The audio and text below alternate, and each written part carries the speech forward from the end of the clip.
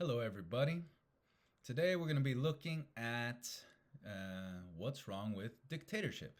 It's taken from an Alex O'Connor video when he's reacting to an argument from Christopher Hitchens calling God a dictator. But we're not going to get into the whole thing. We're just going to talk about dictatorship itself. And Alex raises some questions here, and I hope to answer them. So let's dive right into it. So, what's wrong with dictatorship? That is, if it is wrong, what makes it wrong? Why is it a bad idea to give a single individual ultimate authority over the affairs of citizens and the laws that govern them? After all, So, okay, that's a fair question. What is wrong with it? We need to be able to answer it, right? I would say there's a very clear answer to why it's bad. But let's continue with his questioning and I'll talk more at the end. throughout history and in some places today, people have been highly receptive to dictatorships. They can have considerable public support. They're a more stable form of government than one that can completely change every few years. They're also seen as more effective at getting things done compared to the long and drawn out process of debating legislation and elections and democracy.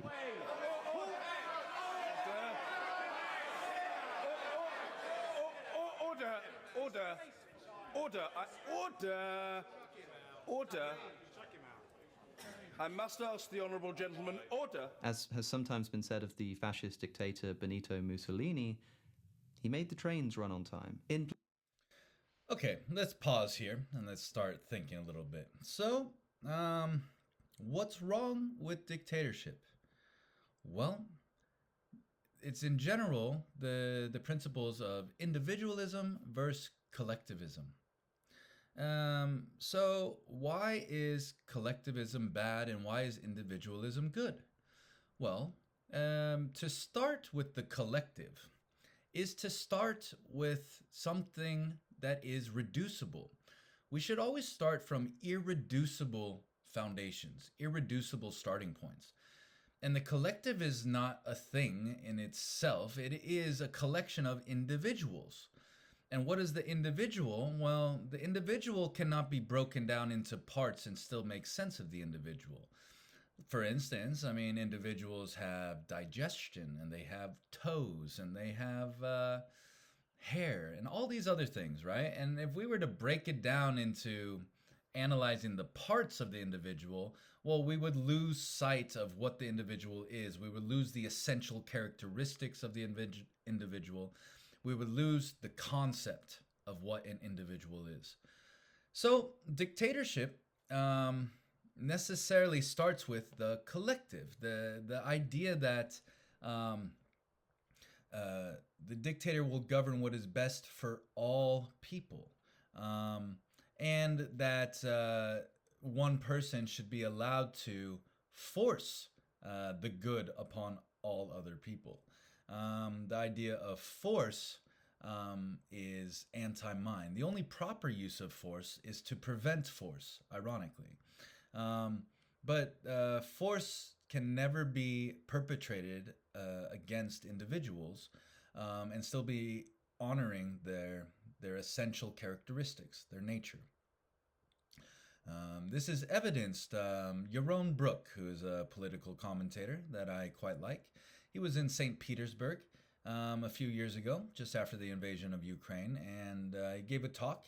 And at the end, there's question and answer, and somebody asked him what he thought about Putin. And instantly, without thinking, he said, "Oh, he's a thug. He's a dictator. He's a mafioso." And everybody in the crowd went, "Don't say that.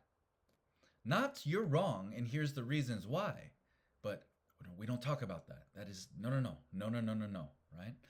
It's to show that just the presence of force as being anti-mind, the threat of force disallows people to think. So this is necessarily going against their nature. So the dictator dictating the laws and deciding what it is for everybody by the use of force is essentially anti-human nature. And it treats everybody collectively instead of individually, which is also anti-human nature. So let's go to, well, it's quite efficient. You can get things done. Sure, there's an argument for that, but efficiency is not an argument to violate rights. You could say, like, if you just don't think and you just obey me, then I will get you your food faster.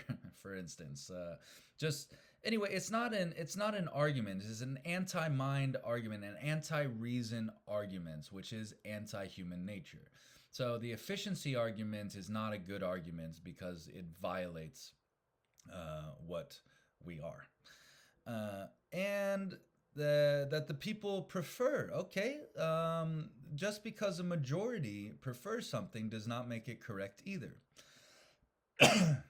For instance, famously, after Einstein published his theories of relativity, there was a lot of pushback against his ideas. And there was a book titled 100 Physicists Against Einstein. And Einstein humorously responded, "Why 100? If I was wrong, then all it would take is one." Meaning that it doesn't matter how many people vote for something, it doesn't make it true. This is the same thing with democracy in general. I do not believe in our forms of government that we have today as being democracy. One, it isn't democracy. Democracy is literally mob rule in the sense that everybody agrees on everything and there is no conception of rights. Of course, there are foundational laws that are supposedly not to be touched or negotiated on, like constitutional laws or fundamental rights.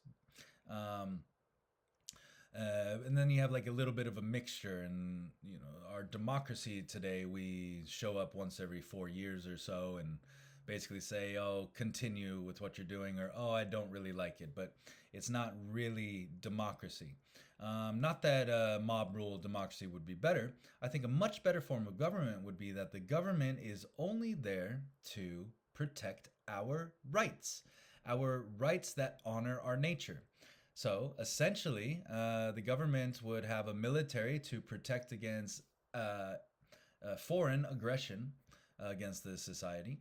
It would have police to make sure that anybody that was using force against free individuals was dealt with or removed from society for a certain amount of time at least.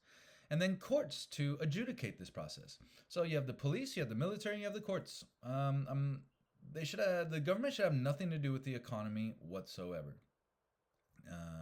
All right, let's finish this video here. Plato's Republic, a foundational philosophical text that imagines a hypothetical perfect city-state, we're introduced to the concept of a philosopher king, who Plato thought was the best possible leader of this perfect republic. This would not be someone who is elected by the people, but rather someone trained from birth to have a genuine knowledge of truth and goodness, which makes them best placed to rule a nation. So, talking about Plato's Republic, the gesture towards the sky in Raphael's School of Athens encompasses all of Plato's thought. And what is Plato for? He's for the ideal, the perfect, the collective, the good with a capital G, the universal, right? And in this perfect utopian society, the individual is absolutely crushed. It does not matter. And yes, the philosopher king would not be voted upon. He would be trained, like Alex just said, he would be trained and guided, but guided by who? By the other philosopher kings, and then who chose them? It becomes a sort of aristocracy to the max. And it's based off of fundamental mistakes about our nature, saying that our nature resembles an ideal nature that exists in the world of forms that is, veiled to us. So it's Plato definitely starts from unstable foundations. Let's go on. They're not corrupt. They're not trying to impress. They're just actually the best people for the job. This sounds a lot like dictatorship. So what's the problem with this?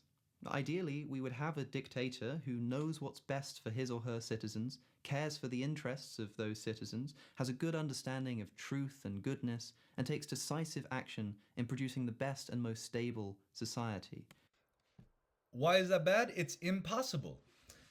Who knows what's best for you? You know what's best for you. A dictator cannot possibly decide what is best for millions of people, if not more, that he does not know. It's just fundamentally impossible. That's why it's bad. Let's continue. This would be far better and simpler to live under than Trump versus Biden and unending election campaigns, voting for the legislature and the president and council elections, mayoral elections. Of course it would. No. I mean, you can live in China, you can live in North Korea, the most perfect form of dictatorship where nothing is decided for you at all and everything is just given to you by the dear leader. To say that this would be better is just doesn't, shows a lack of understanding. Dictatorship is the bane of our existence. Let's continue. Would. Of course, this would be better. But the problem is that this is a pipe dream. Few, if any, human beings are capable in practice of being such a dictator. So, okay, you got that right, except for one part. In practice, like he's now dividing practical from moral, right? Ideally, it was how he would probably say it. Well, ideally, this would be good, but practically it's not. This is the same mistake that Plato made. Plato divided everything into practical or ideal, separating the morality from the rationality of the thing. And this has continued through Christianity, through Kant, and through modern times. And this is a fundamental mistake. Because A is A. Again, A is A. That means the good is the good. There is never an action that is good here and bad here. That would be a contradiction. And so to say this action is moral and this action is practical and it's the same action is to say that there is a contradiction. And the thing is what it isn't depending on something, right? No, the thing is what it is. A is A. It's always this way. So, yes, the moral is the practical is the moral, and I would argue that both are the rational. Let's continue. Indeed, even Plato recognizes that whilst philosopher kings are hypothetically the ideal rulers, it's not obvious that they could actually exist in practice. The problem with dictatorship is the fallibility of the dictator.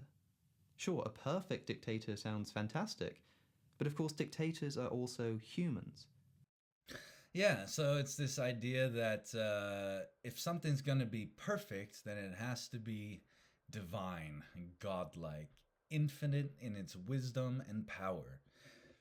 Of course, that would be the worst possible dictatorship there ever was, if there was a sort of celestial dictator, which Christopher Hitchens goes on to say in this video, in his arguments, that it is essentially this, and I agree with him that in general, mysticism attacks fundamentally everything that makes us us. It attacks our reason. It attacks us for thinking and acting as an individual. And of course, people are saying that it'd be better if this were true. There was like a sort of divine, never mind divine, but omnipotent, ubiquitous sort of knowledge or power or goodness or any of this. But this is to misunderstand life itself. Take it, for example, that you were perfect. Life would be, in a way, insufferable because nothing would ever change. Of course, this is not a choice. It's not a choice just to get rid of change. But this is what perfect means. Perfect means not changing, 100% static.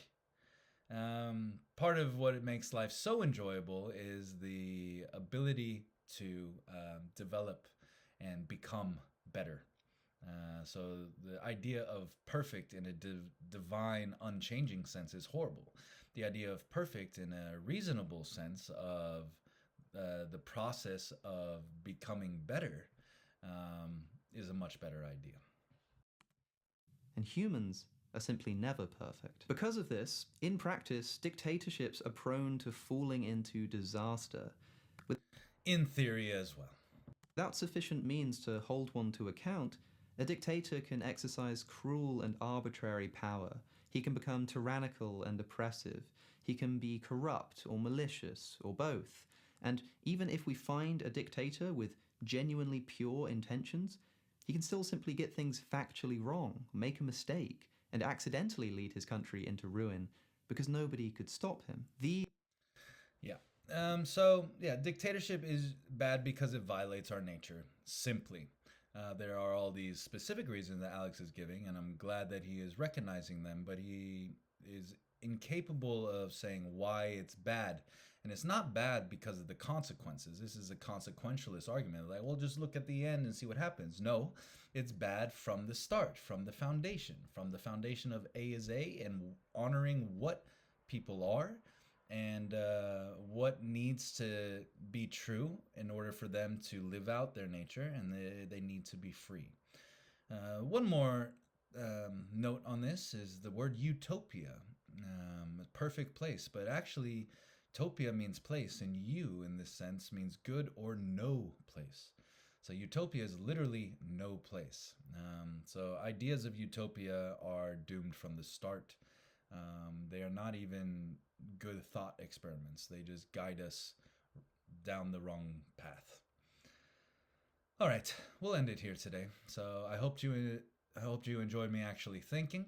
And as usual, if you think I was thinking badly, let me know that I'm an idiot and we'll try to resolve something. Maybe you could teach me something. Have a good one.